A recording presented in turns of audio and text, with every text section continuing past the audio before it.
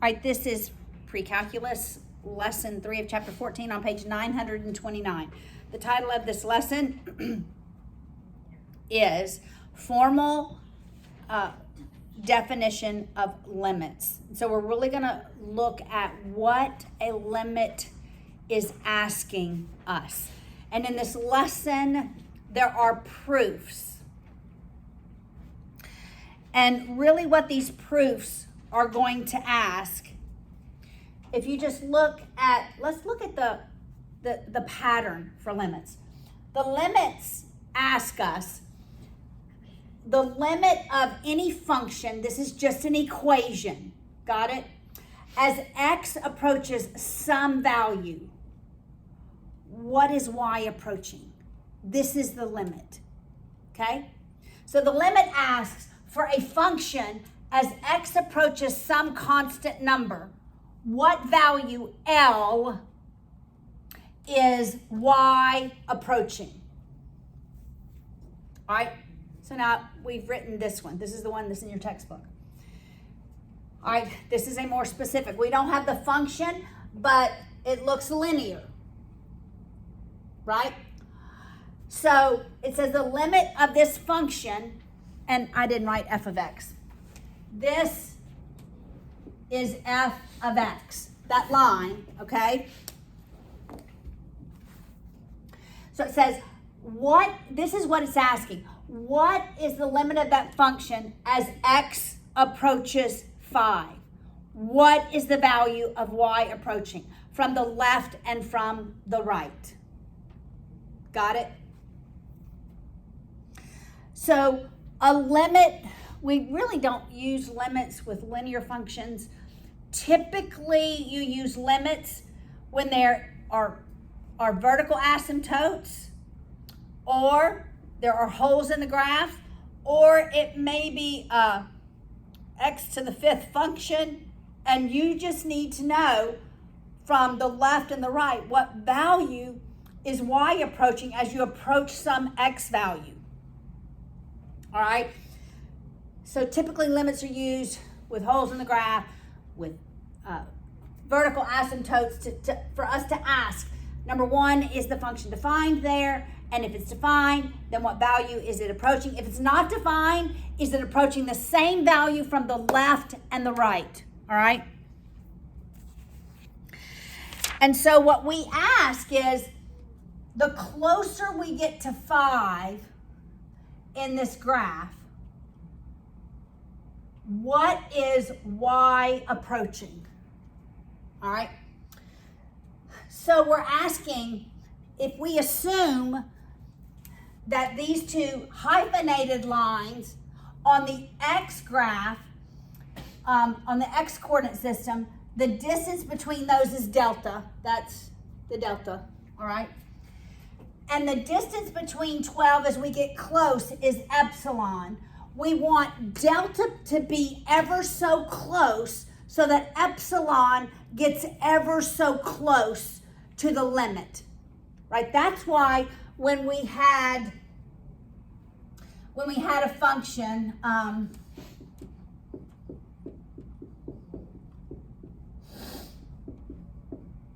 right, when is this undefined? When x is 5. So we'll call this g of x. And I don't know what happens here, but we know it's undefined at 5. Actually, let's make this also. Well, now we know what happens. What happens here at 5? When there's a 0 of the denominator, that's also a 0 of the numerator, there is a hole in the graph. There's a hole in the graph, right? So we know from the left and the right, it's going to approach the same value, right? But we don't know what value, because I can't just plug in 5 and get a value, because when I plug in 5, I'm going to get an error because the denominator is 0. Make sense? You're going to get an error in your calculator, all right? So what did we do? We did a number line. Here was 5. We went ever so slightly above it to 5.001. Do you remember this? And we went ever so slightly below it to 4.999. All right, this distance was our delta distance. Our output was our epsilon. So the y values we got were the epsilons. So we wanted to make delta so small so that we got an accurate delta. Epsilon. Got it? Does that make sense? We want to make delta so small so that we got a more accurate epsilon. Because look, the smaller epsilon gets here, the closer it gets to the limit, right? So if we can make delta small, then epsilon is going to get small, and we're going to be able to see what the limit is, because it's going to be approaching the limit. All right? Does that make sense? All right, so there's two equations. Look at the box on page 931.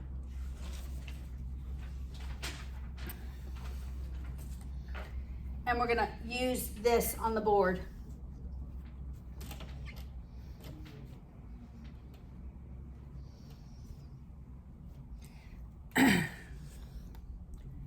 To look at it. All right. What do we want this to be? The distance here, we want to be less than delta. The distance between the actual number here and the x value, we want it to be less than delta. So the distance between the real x value, whatever this value is, and my c value, 5 is in my c position. Do you see that? We want it to be less than delta. We want delta to be so very small. That's what this is saying. The absolute distance between, okay, I'm gonna just look at the x-axis. All right, here's the x-axis, here's my 5, right? So I either look at x over here or I look at x over here. But I want the distance, okay, that's c, right? The absolute distance between these two to be less than delta, because I want delta to be so very small. Got it?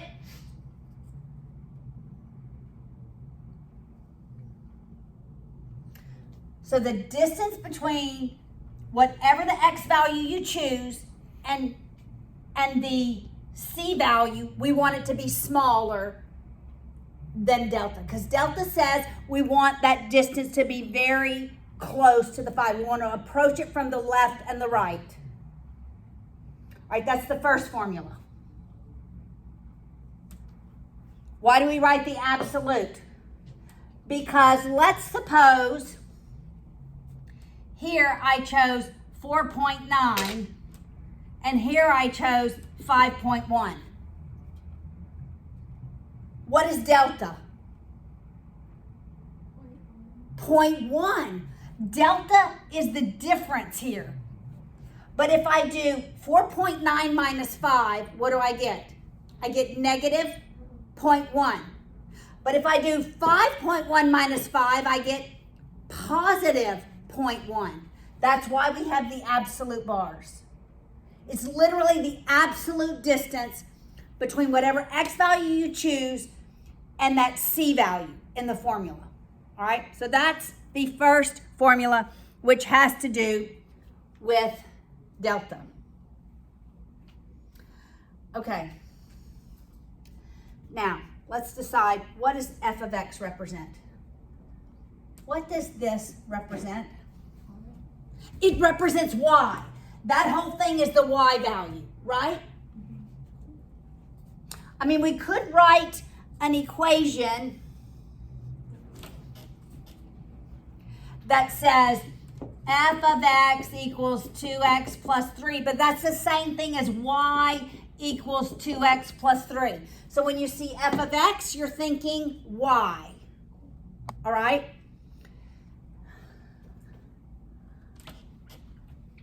So now I'm going to pull out this y axis. Here's 12. And let's suppose I choose 12.05 and 11.95. Or let's suppose that when I choose my delta value, my epsilon value is what? What's my epsilon value? 0.05. Epsilon is going to be 0.05. It's the difference between this output and this one. Remember, what's L? This is L. 12 is my L value. Yep. What is the difference between epsilon and theta? Delta? Delta relates to your x-axis. So delta would be your input. Epsilon is your output. Are they the same number? No. They're not the same number. Yes. Are you going to add one? Yes. So you said epsilon is the output? Yes. Epsilon's the output because it relates to your y. All right? All right, so your L is the limit right here. That's your L.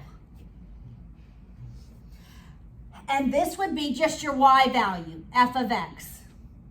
F of x.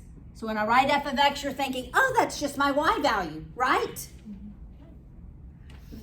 So that we want the absolute value of that output minus your limit to be less than epsilon.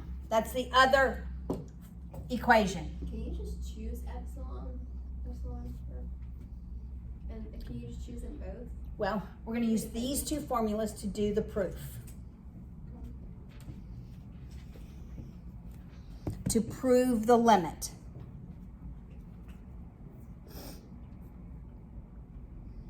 If when we get to the end, we end up with the original one of these, we're actually going to go from here to here. No, from here to here. All right? All right, we understand that so far? Okay, we're going to stay right here with this. I'm going to give you what the equation is. But I need to erase everything else. Except, I'll write these over here.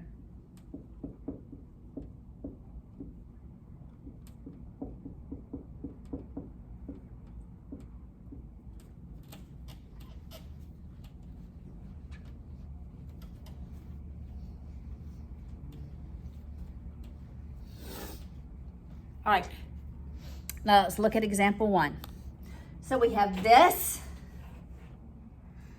and then we have f of x equals 4x minus 8.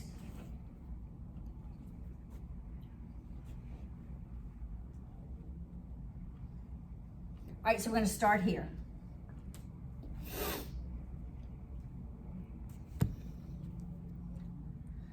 All right, so I have the absolute value, f of x is the function, right? 4x minus 8 minus the limit. What's the limit? 12 is less than epsilon.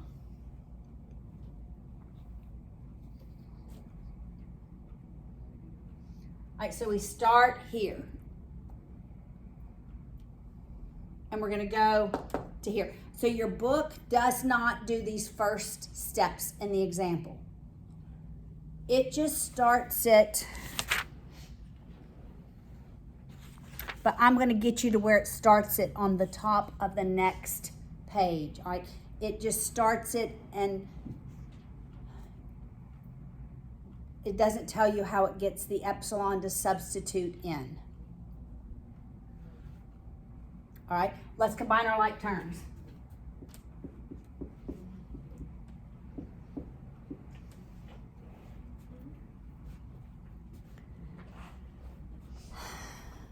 can I factor something out? 4. Okay.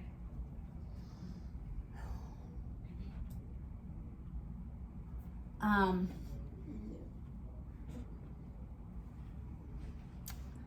going to pull them out of, look at the top of page 932. There's this concept.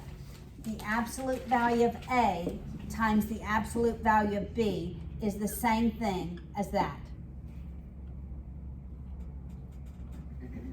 Okay, let's make A -5 and B +3. And let's see if that works.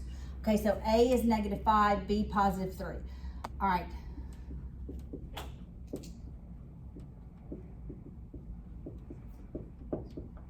Is that a true statement? Yes. It is a true statement. Got it? All right. Now, let me ask you this. Does the absolute value of 3 equal 3? Yes. Okay, all right. So we're going to pull 4 out, and I'm going to make it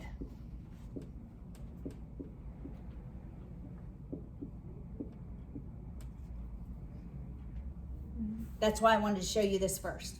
Got it? All right, well, the absolute value of 4 is 4. So I can divide by 4 on both sides. And I have the absolute value of x minus 5 less than epsilon over 4. All right, you agree with me so far? Okay, this is where you always get, and okay, I want you to just watch real close. That's here. Look at the left-hand side. X minus the C value is less than delta.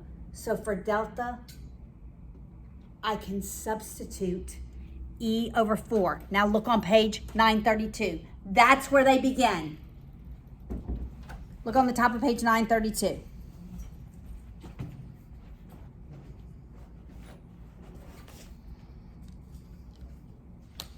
See, they don't tell you how they get there. They just get there. This is where they start.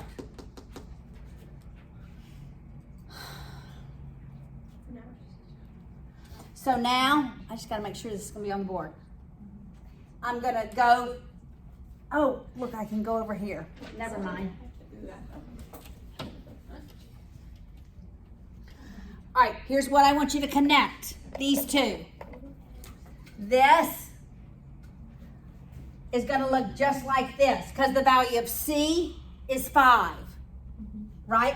So I have the absolute value of x minus 5 less than delta. But because of this, I can now substitute in epsilon over 4.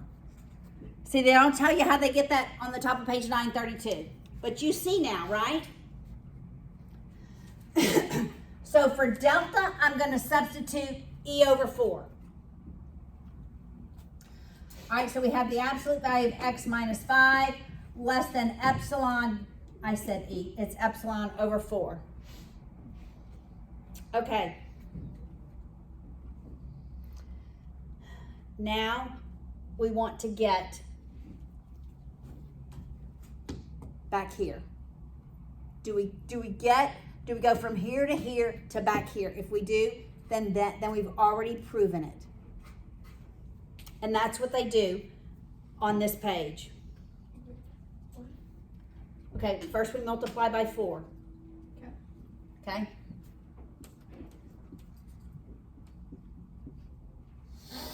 Is 4 the same as the absolute value of 4? Yes. Okay, so really I could write this as 4 times the absolute value of x minus 5 less than epsilon. You agree? Mm-hmm. Okay, see, now we're going to go the other way. I can distribute that. That's right. So I can say this is 4x minus 20 less than epsilon. 20 is the sum of 8 and 12, isn't it? 20 is the sum of 8 and 12. So I could write this as 4x minus 8 minus 12 less than epsilon.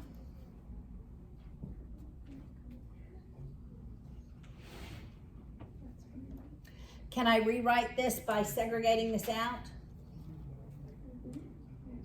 4x minus 8 minus 12 less than epsilon. Well, what does 4x minus 8 represent? F of x. I have a little bit more space. So f of x minus 12, which represents L, is less than epsilon. Once I get from the start, which I think I erased, huh? From the start to the finish, and I go through delta, then this is the whole proof. So you end where you begin. All right, we'll do another one. Yes? So the answer was the problem. All of this. Okay. It's a proof. No, like the 5x circle the cube. No. We're gonna do a problem That solving. was just the first thing we finished.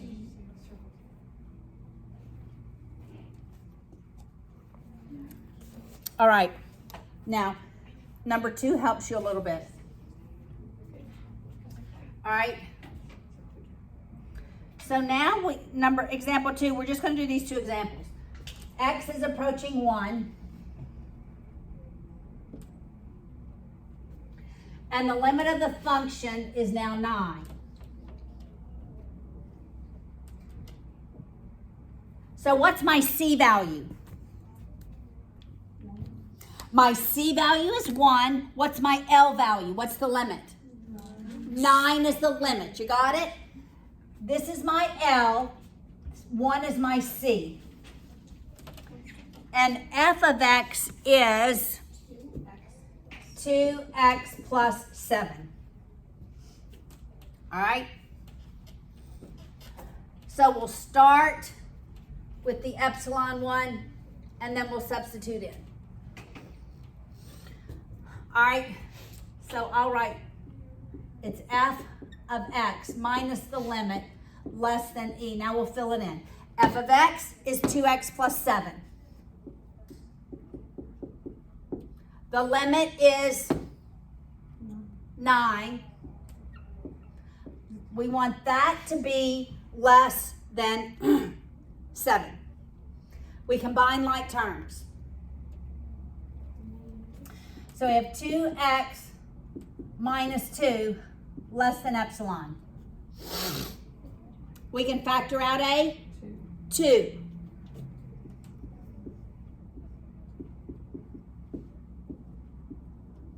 Absolute value of 2 is? So we can divide by 2. So we have x minus 1 less than half of epsilon.